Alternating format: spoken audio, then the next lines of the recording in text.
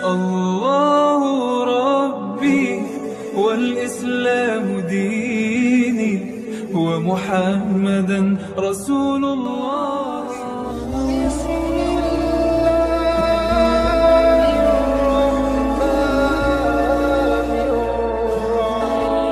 السلام عليكم ورحمة الله وبركاته.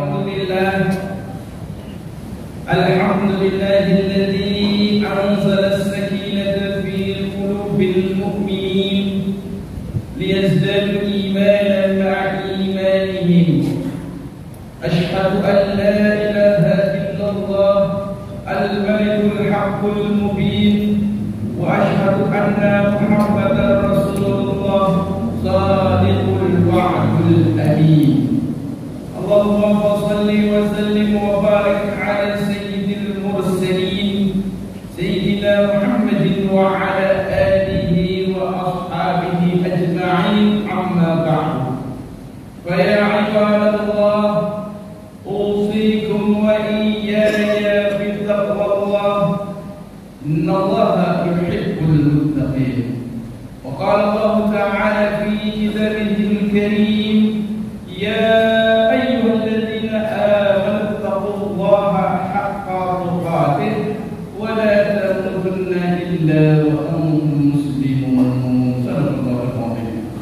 Hadirin jemaah salat Jumat Masjid Raya Al-Ihsan, di setiap Jumat khatib lalu berwasiat dan wajib untuk berwasiat untuk meningkatkan ketakwaan, untuk terus berdekat lagi kepada Allah dengan menjalankan apa yang diperintahkan dan meninggalkan apa yang dilarang. Juga terus berusaha menjauhi apa-apa yang membuat mudarat, apa-apa yang membuat kerusakan di dunia maupun di akhirat. Salah satunya dalam salah satu hadis riwayat Imam Tabrani, Nabi alaihi salatu wassalam bersabda, "Thalathun muhdithat." Nabi ngasih tahu kita ada 3 perkara yang dapat menghancurkan, yang membuat kehidupan jadi sengsara baik dunia maupun akhirat. Apa itu? Yang pertama, syuhbun mutha, sifat kikir, pelit yang ditaati. Yang kedua, hawa mujtaba, hawa nafsu yang selalu diikuti. Yang ketiga, i'jabul mar'i binafsi, ujubnya seseorang, bangganya seseorang terhadap dirinya sendiri yang menimbulkan sifat sombong. 3 perkara ini bikin rusak hidup dunia maupun akhirat. Pelit, ikutin hawa nafsu, dan ujub, membanggakan diri sehingga merendahkan orang lain. Kenapa ini merusak? Kita lihat. Rasul ngasih tahu kita yang merusak itu syuhbun mutha, kikir. Dalam bahasa Arab itu ada syuh, ada bukhul, orangnya disebut bakhil. Ini beda tingkatan. Kalau ada orang bakhil, dia pelit buat dirinya sendiri, buat orang lain dia pelit, tapi buat dirinya dia nggak pelit banget. Makan buat dia mau yang enak-enak, begitu traktir teman nggak mau. Ini kategori bakhil, pelit. Yang wajib masih mau dia kerjakan, zakat saja sedapatnya, segitu-gitunya. Tapi buat sedekah tangannya nggak mau untuk melepaskan apa yang ditinggalkannya, akhirnya pelit. Ini bakhil. Tingkatan selanjutnya namanya syuh. Syuh ini kikir. Dia bukan hanya untuk orang lain, untuk dirinya sendiri dia nggak mau keluarin. Daripada naik taksi dengan saya jalan kaki, saya muridnya. Ini sudah kategori syuh. Lebih fatal dalam urusan agama ketika seseorang tidak mau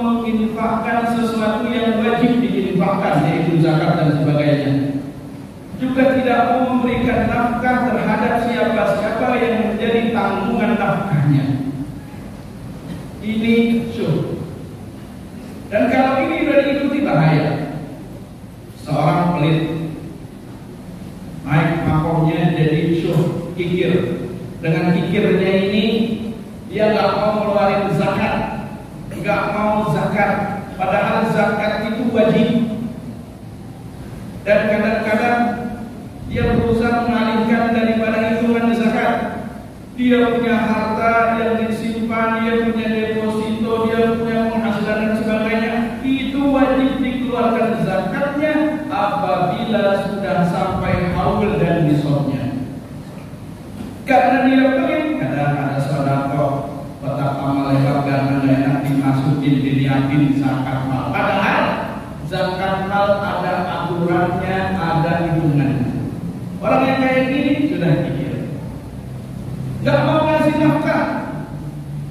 Nafkah itu sesuatu yang wajib dikeluarkan kepada yang berhak. Seorang bapak wajib memberikan nafkah kepada anaknya. Seorang suami wajib memberikan nafkah kepada istrinya.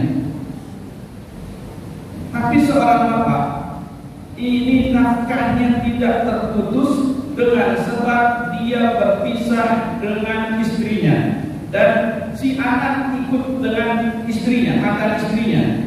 Dengan demikian nafkah tetap ditanggung ayah kandungnya. Jangan beranggapan dia sudah ikut ibunya yang wajib ngasih nafkah, ibunya tidak. Nafkah itu tetap jadi tanggungan ayah kandungnya selama anak ini belum bisa mandiri. Maka segeralah, kalau masih diberikan kesempatan oleh Allah untuk bersedekah, untuk berinfak, mengeluarkan zakat, segeralah. Mumpung masih ada waktu, mumpung Allah masih beri kesempatan. Jangan sampai nanti disindir oleh Allah seseorang yang mati. Begitu mati baru pengen sedekah. Dalam surah Al-Munafiqun ayat 10 Allah memerintahkan kita, wa anfiqu mimma razaqnakum min qabli an ya'tiya ahadakumul maut wa yaqula rabbi laula akhartani ila ajalin qarib. Infakkanlah, sedekahkanlah, keluarkanlah zakatnya dari apa-apa yang diberikan rezeki oleh Allah untuk kalian sebelum datang kematian di antara kalian. Kalau sudah mati, baru mereka berkata, baru mereka menyesal. Rabbi laula akhartani ila ajalin qarib, ya Allah, kasih saya hidup, tunda mati sebentar saja. Saya pengen hidup lagi. Kalau udah hidup, apa yang dia akan lakukan? Wa asaddaqa wa akun minas salihin. Kalau udah hidup, ya Allah, saya mau sedekah, saya mau mengeluarkan zakat. Nafkah-nafkah yang wajib dipenuhi. Wa akun minas salihin, saya pengen jadi orang saleh. Ngomong begitu udah mati, gak bisa hidup lagi. Maka mumpung dikasih kehidupan oleh Allah, nyawa masih ada dalam tubuh kita, harta masih ada dalam genggaman kita, tunaikan apa yang wajib kita tunaikan, sedekahkan apa yang perlu kita sedekahkan untuk bekal kita di akhirat. Orang sering ngomong, duit gak bakal dibawa mati, kita balik. Boleh cari duit yang banyak, tapi bawa mati. Bagaimana bawanya? Titipin ke yatim, ke masjid, pembangunan pondok pesantren, orang-orang apa itu titipan kita, tabungan kita nanti di akhirat. Maka sifat pelit jangan sampai diikuti. Yang kedua yang berbahaya itu hawa muttaba, hawa nafsu yang selalu diikuti.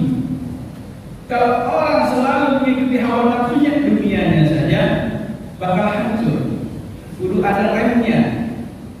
Manusia ini diberikan peluang untuk jadi orang baik, peluang untuk jadi orang jahat. Alhamaha fujuraha wa taqwaha. Kita diilhami untuk sifat fujur, untuk jadi takwa juga ada. Maka hawa nafsu jangan selalu diikuti. Allah sudah kasih tahu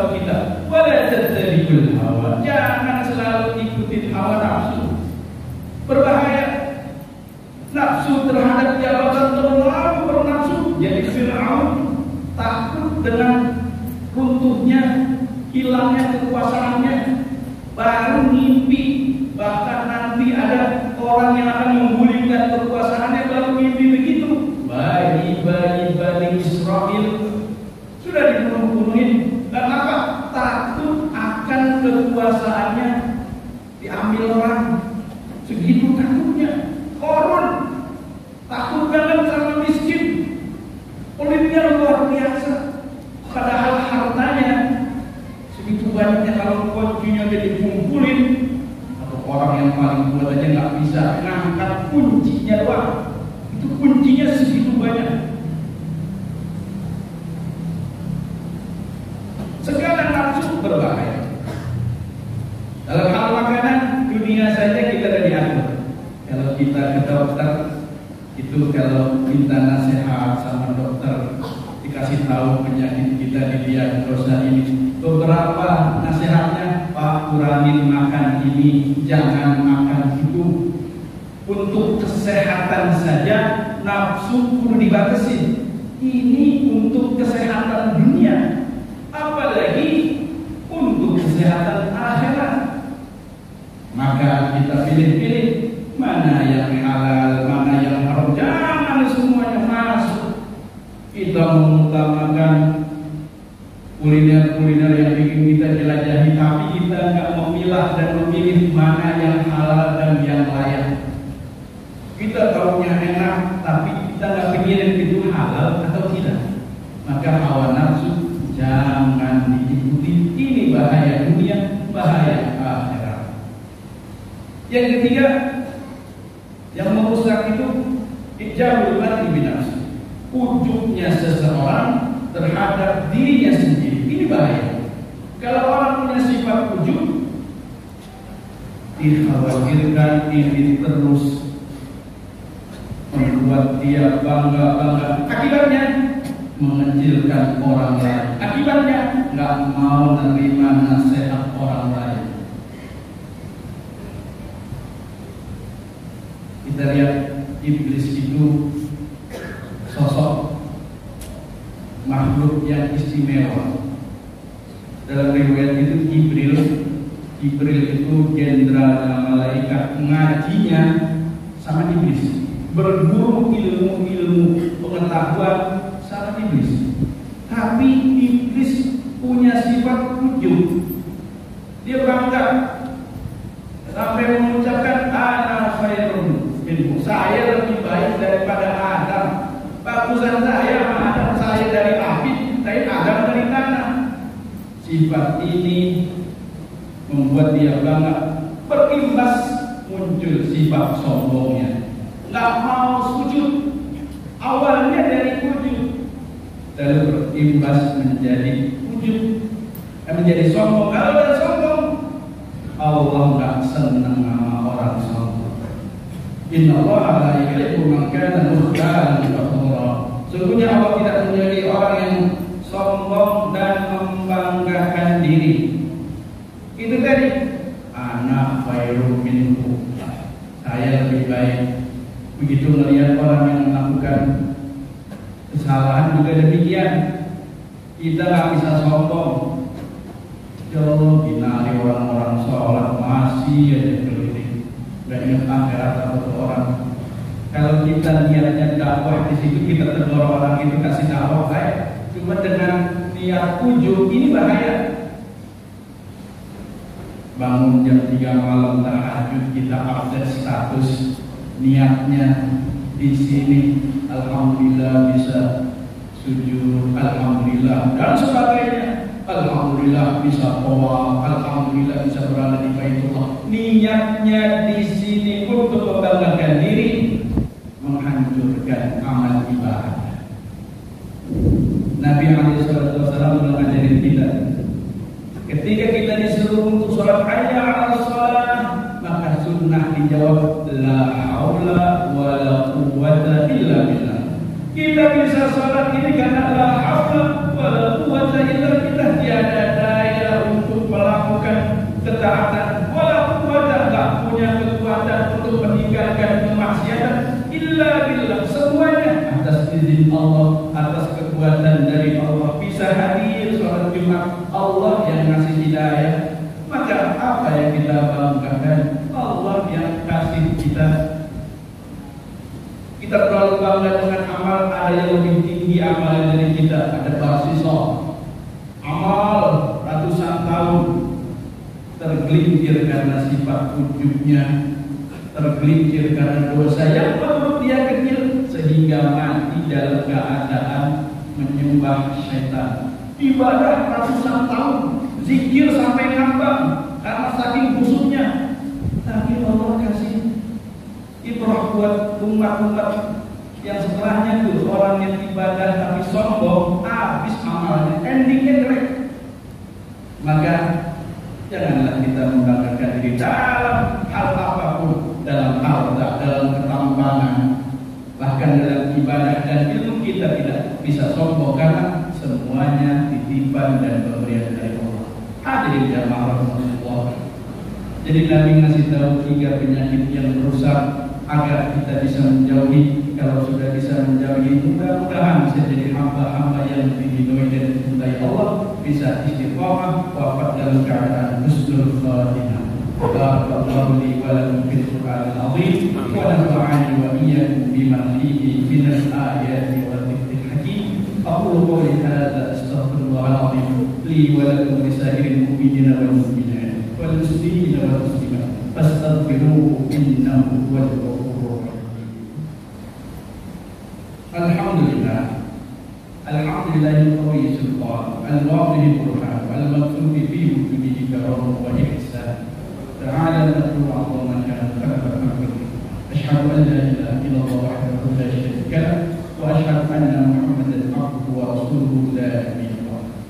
اللهم صل وسلم وبارك على سيدنا محمد مفتاح باب رحمة الله عدد ما في علم الله صلاة وسلاما دائمين بدوام ملك الله وعلى آله وأصحابه ومن تبعه ومن والاه. لا حول ولا قوة إلا بالله. أما بعد فيا عباد الله أوصيكم وإياي بتقوى الله فقد فاز من اتقى. واعلموا أن الله أمركم بأمر بدأ فيه بنفسه وثنى بملائكته المسبحة بقدسه بقول الله تعالى إن الله وملائكته يصلون على النبي يا أيها الذين آمنوا صلوا عليه وسلموا تسليما.